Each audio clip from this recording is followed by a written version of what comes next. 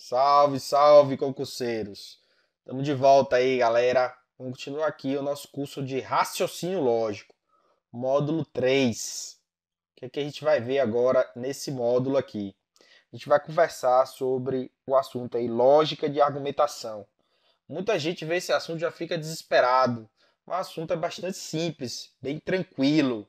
E o que é que eu preciso de você nessa aula? Eu preciso que você já esteja aí com os fundamentos de lógica bem consolidados. O que a gente viu ali no módulo 1, principalmente, e também no módulo 2. Então, eu preciso que você conheça aí os conectivos, quais são as tabelas verdades. Também preciso que você conheça a parte de diagrama lógico, né? Aquela parte de diagrama de Venn, as proposições categóricas. A gente vai precisar utilizar isso aqui na lógica de argumentação.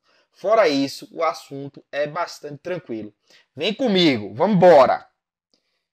Vamos lá, a primeira coisa que a gente vai conversar aqui é o conceito. Que diabo é isso? O que é lógica de argumentação? É a lógica que trata dos argumentos. Então eu preciso saber o que é um argumento. Meu amigo, um argumento é o quê? É uma construção lógica formada por premissas que remetem a uma conclusão. Então eu já mostrei agora para vocês dois componentes básicos de qualquer argumento. Que componentes básicos são esses? Premissas e uma conclusão.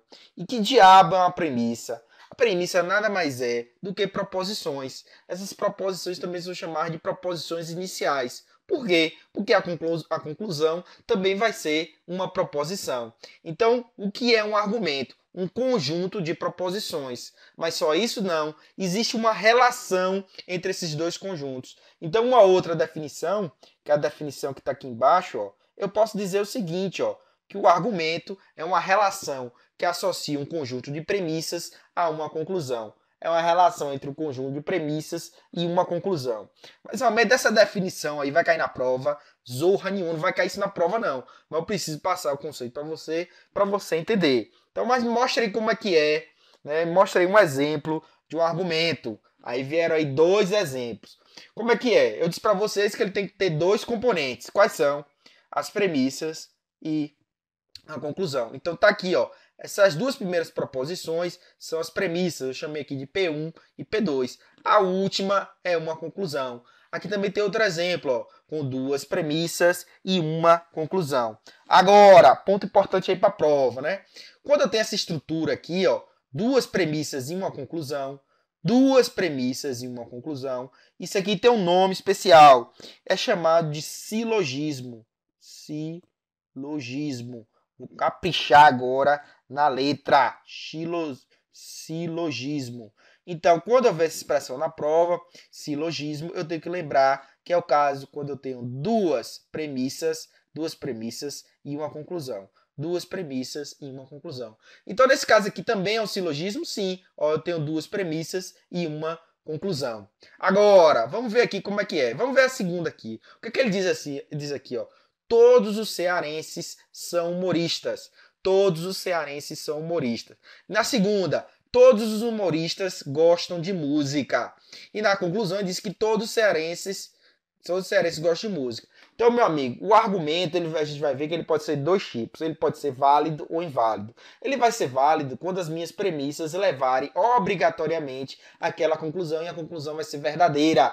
Caso contrário, o meu argumento vai ser inválido. Então eu não chamo um argumento de falso e verdadeiro. O argumento aqui é chamado de válido e inválido. E agora, qual o cuidado? Presta atenção agora. Qual o cuidado que você tem que ter na hora da prova? Ó, por exemplo, aqui ele diz o seguinte, ó.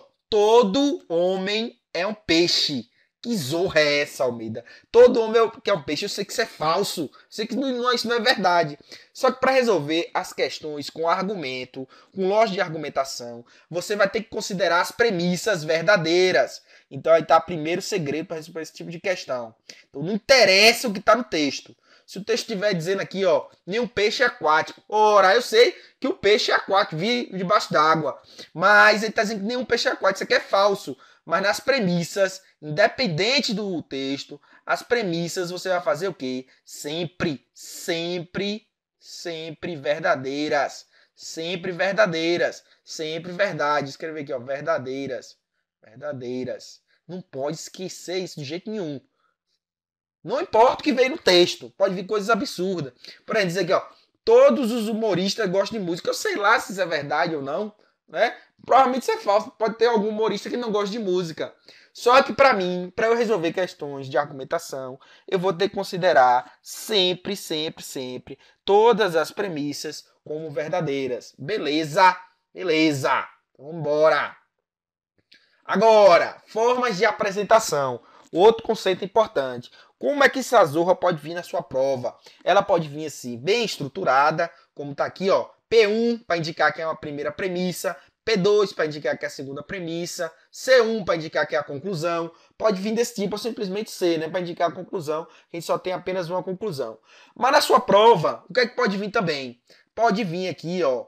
Pode vir algumas expressões lógicas já. Como esse caso aqui, ele bota P e Q. Então, o que aparece na primeira linha vai ser sua primeira premissa. O que aparece na segunda, a segunda premissa. E assim sucessivamente, na terceira, a terceira premissa. E o que aparece por último, isso aqui vai ser a conclusão. O que aparece por último é sempre a conclusão. Precisa desse tracinho aqui, Almeida? Não! Na sua prova, esse tracinho aí pode aparecer ou não. Não importa, a conclusão é o que apareceu por último. O que aparecer por último é a conclusão. Então esse cara aqui, ó, meu amigo, com certeza é a conclusão. Isso aqui é a conclusão. Então eu tenho o quê? Eu tenho 3 premissas e uma conclusão. 3 premissas e uma conclusão. Beleza! Agora, o que pode aparecer também, ó, a FCC, isso aqui, ó, a FCC danada para fazer isso, ó. Eu tenho aqui, ó, uma premissa, depois outra premissa. Como é que eu vou separar as premissas? Vou separar a premissa por vírgula. Separa por vírgula, beleza? Então eu separo por vírgula. Enquanto bizu, esse símbolo aqui, ó, você pode ver na sua prova também esse símbolo. Então quando você tem aqui, ó, esse cara aqui, vai indicar o quê? O que vem depois dele vai ser o quê? Vai ser a conclusão. O que vem depois dele vai ser a conclusão. Beleza? Beleza. Então essas aí são as 3 formas típicas que podem aparecer na sua prova. Mas se não aparecer assim, Almeida, aparecer um pouco diferente, não briga com a zorra da banca. Então você tem que ter calma na hora da prova, tem que ser safo. Então repare, o que aparece por último é a conclusão. Não importa muito como ele mostrar, a não ser nesse caso aqui, se ele utilizar aqui, por exemplo, utilizar a vírgula para separar, né? Se eu utilizar algum outro símbolo, ou então tiver essa indicação aqui, que é a conclusão. Mas aqui, ó, não aparecer esse tracinho, não se desespera. Não se desespera. O último é a conclusão, o que tem acima vão ser as premissas. Beleza? Vambora. Agora, outra coisa que eu preciso levar para a prova é saber o que é o argumento válido e o argumento inválido. Então tá aí a definição para você. Quando eu digo assim, ó, um argumento é válido, outro nome para argumento válido, eu posso dizer que ele é o quê? Ele é um argumento legítimo. Eu também posso dizer que ele é um argumento bem construído. Então, tanto faz aparecendo na sua prova, se ele dizer assim, ó, mostre, ou então dá lá o argumento, dizer esse argumento é válido. Então, você tem que dizer se é verdadeiro ou falso. Então, questão típica de prova é o quê? Ele vai construir um argumento para você, com algumas premissas e uma conclusão, e vai perguntar se ele é válido, ou perguntar se ele é inválido.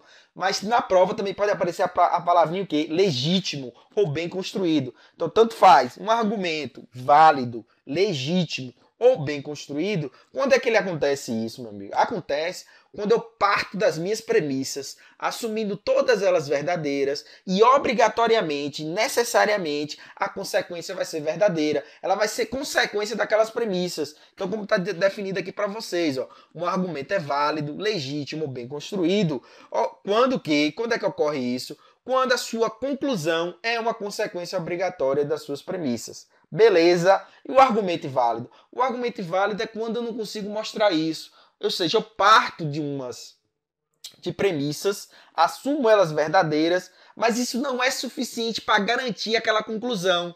É o que a gente chama de raciocínio falacioso, ou então um sofisma, ou então um argumento mal construído. Tudo isso pode aparecer na sua prova. Então, sinônimos para argumento inválido, isso é importante. Pode aparecer a palavrinha lá ilegítimo, pode aparecer mal construído, pode aparecer falacioso, pode aparecer que isso é um sofisma. Beleza? Então o argumento inválido é aquele que, mesmo assumindo verdade para as premissas, eu não consigo, com 100% de certeza, garantir aquela conclusão lá. Beleza? Bora! Então vamos ver aqui agora o quê? Um exemplo de argumento válido. Vamos ver como é que funciona isso. Como é que cai na prova. Então na prova, questão clássica, ele vai te dar o argumento e perguntar sobre a validade. Esse aqui a gente sabe que é válido, então vou mostrar para vocês que esse argumento é válido. Outro bizu. A gente vai ver aí vários métodos para responder essa questão. E o segundo método que eu vou mostrar para vocês é o método da nossa definição. O método que você vai utilizar aí em 90% dos casos, que é o quê? Assumir as premissas como verdadeiras e tentar chegar na conclusão. Esse é o método básico. Agora, quando eu tenho questões aí que vem com a palavrinha todo, algum, nenhum, o que é que isso te remete? Ao nosso módulo 2 aí, você tem que lembrar de quê? Você tem que lembrar da parte de proposições categóricas, lembrar a parte de diagramas lógicos. Então, toda vez que aparecem essas expressões no seu argumento, como é que eu vou resolver? Apareceu todo, algum, nenhum. Almeida me disse o quê? Lembrar de diagrama lógico. Então, eu tenho que lembrar de diagrama lógico. Então, vamos lá. Então, vamos fazer aqui uma revisãozinha de diagramas lógicos. Então, meu amigo, lembra lá, quando eu dizer para você aqui a proposição categórica do seguinte tipo, ó, todo A é B. Como é que a gente representava isso? Para dizer que todo A é B. Ou seja, o conjunto do A tem que estar dentro do conjunto do B. Então o A é subconjunto do B. Então como é que era a representação disso aqui? Eu colocava aqui o A e aqui fora, isso aqui é revisão. Do outro lado aqui é o B. Então quando eu digo que todo A é B, a representação é essa. E a representação do nenhum? Quando eu digo que nenhum A é B, qual a representação mais clássica? É botar os dois caras aqui separados, ó. Bota os dois conjuntos separados, sem interseção nenhuma. Então aqui tem A e aqui está B. Então essa aqui é a representação do todo A é B. E aqui é a representação de nenhum A é B. Beleza? Então agora vamos responder aqui a nossa questão. Vamos ver se esse argumento de fato é válido ou não. Bem, relembrando, o meu bizu lá que eu disse para vocês, não importa o que a questão está dizendo. Por exemplo, aqui, ó, todo homem é um peixe. Você sabe que isso não é verdade, mas você vai considerar a premissa verdadeira. Nenhum peixe é aquático. Você vai considerar isso aqui verdadeiro. Então, se você começa a colocar falso lá na prova, quem nunca estudou lógica de argumentação vai ficar doido. Porque provavelmente o examinador vai fazer essa sacanagem. Ele vai botar algo falso logo, para você botar falso nas premissas. Mas aqui, em lógica de argumentação, não tem nada a ver. Tem nada a ver. Você tem que considerar as premissas sempre como verdadeiras, beleza? Então eu sei que a P1 e a P2 são verdadeiras. E aqui é uma proposição categórica, então vamos construir aqui, ó. Quando ele diz o seguinte, todo homem é um peixe. Todo homem é um peixe. Como é que eu vou fazer? Então, meu amigo, aqui eu tenho um conjunto aqui que eu vou chamar aqui homem. Beleza. É peixe. Então peixe é mais abrangente, ó. Conjunto aqui que eu vou chamar de peixe. Então eu acabei de representar a P1. Na P2 ele diz o seguinte, ó, nenhum peixe é aquático. Nenhum peixe é aquático. Então tá aqui, ó, o peixe. Coloquei o conjunto peixe. E colocar aqui o conjunto aquático. Beleza. E agora, o que é que eu preciso fazer? Eu preciso juntar essas duas proposições e ver se eu chego na conclusão.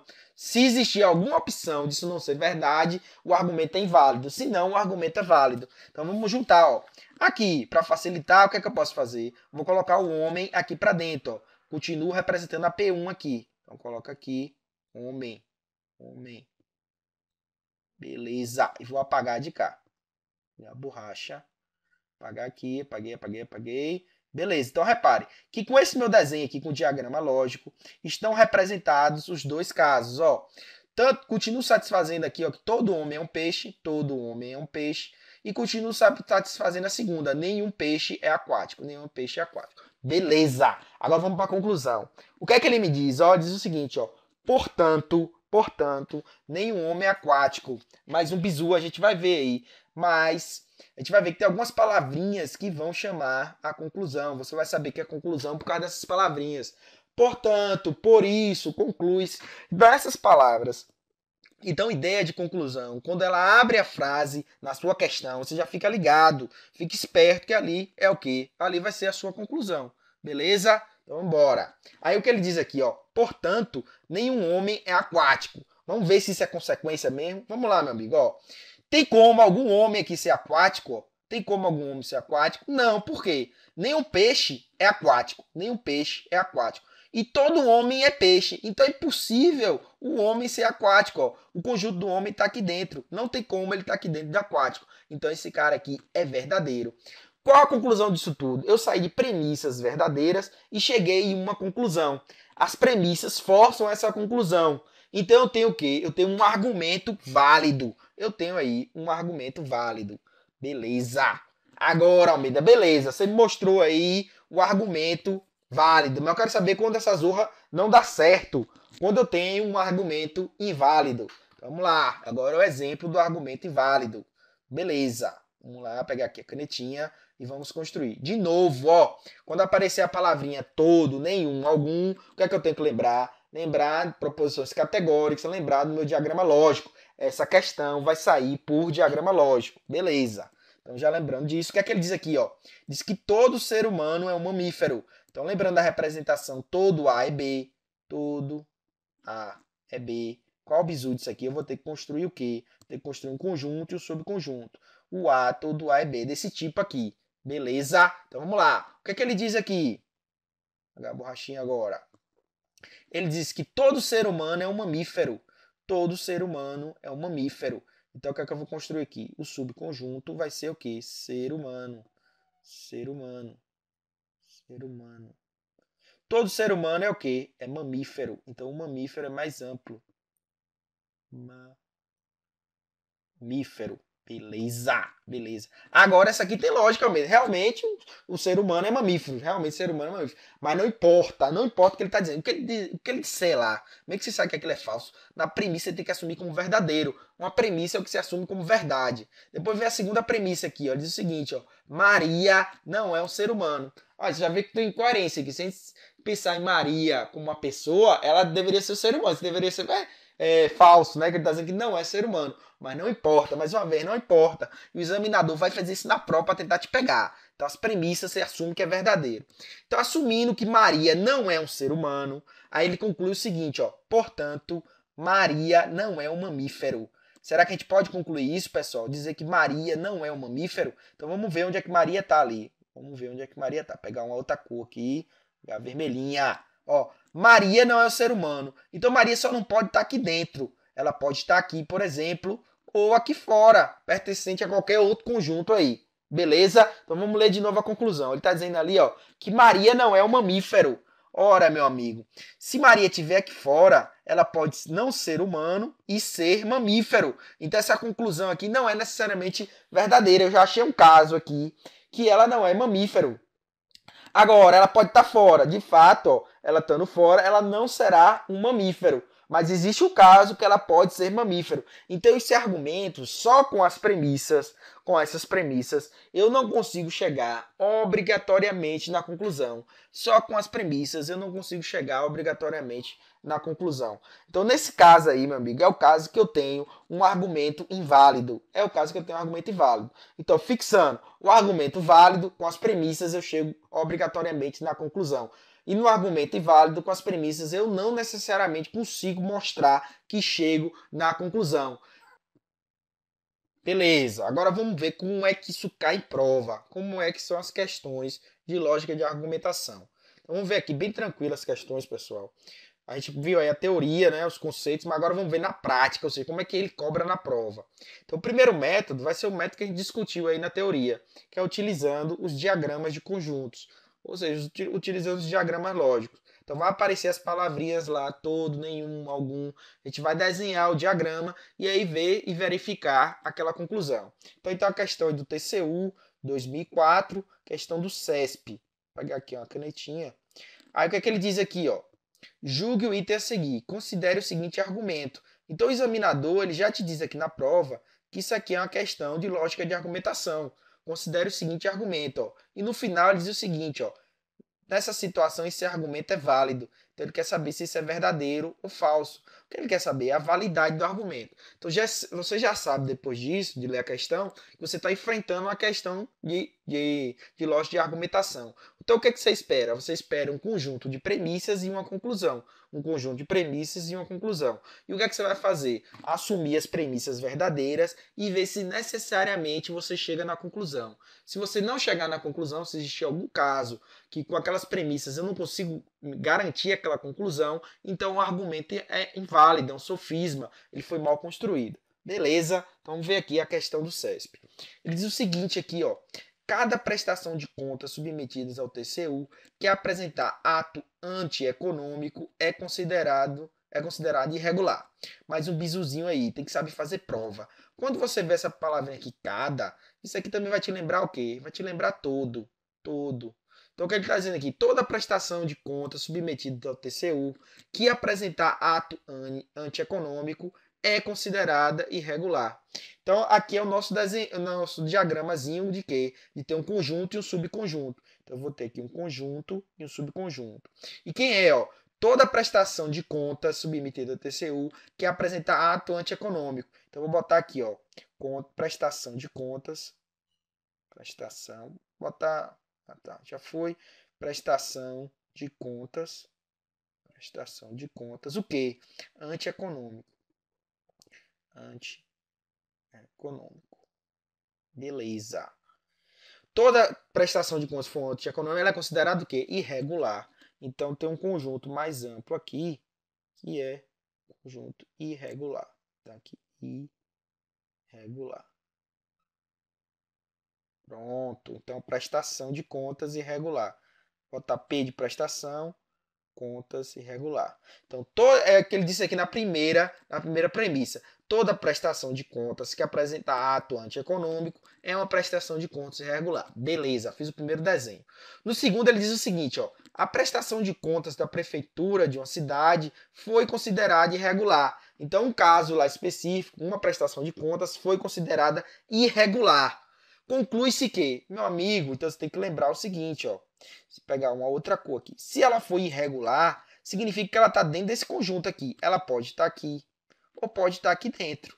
Pode estar aqui, ou pode estar aqui dentro. Então, ou seja, ela pode ser uma prestação que era um ato antieconômico, por isso é irregular, ou pode ser um outro tipo e também ser irregular. Aí o que é que ele diz na conclusão? Conclui-se que a prestação de contas da prefeitura, ou seja, o nosso xizinho aqui, apresentou ato antieconômico. Não, meu amigo, não é, isso não é sempre verdade. Isso pode acontecer ou não. Então esse argumento aí, ele não é válido, ele é um argumento mal construído, ele é um argumento inválido. É um argumento inválido. Beleza? Tranquilinho. Então qual é o gabarito dessa questão? O gabarito errado. Essa questão aqui está errada, não coloquei o gabarito para vocês. No slide final vai ter. Então essa questão aqui, gabarito errado. Gabarito errado. Beleza? O argumento é inválido. Bem, agora a gente vai conversar sobre os outros métodos. Vamos dar uma paradinha aqui. Já já a gente continua. Até a próxima aula.